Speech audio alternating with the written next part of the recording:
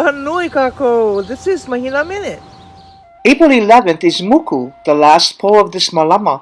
Kamahina rises at sunrise and sets at sunset. On Muku, Kamahina is between the sun and the earth, so we see only her dark side. Nights on Muku look like this.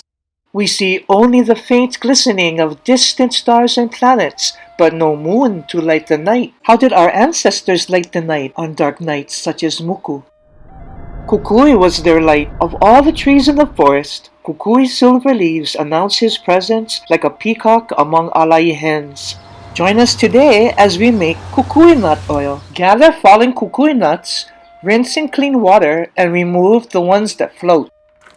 Place your cleaned kukui nuts on a foil-lined tray and bake for 30 minutes at 350 degrees. To keep the shells contained, you can place a used egg carton on a cement or brick surface and use a hammer to crack open the shells. Use a butter knife to remove the meat from inside the kukui shell. Place the kukui nut meats inside a clear glass jar or bottle, cover and place in full sun. After 2 or 3 days, kukui oil will begin to accumulate at the bottom of the jar. Store in your refrigerator to keep the oil from spoiling.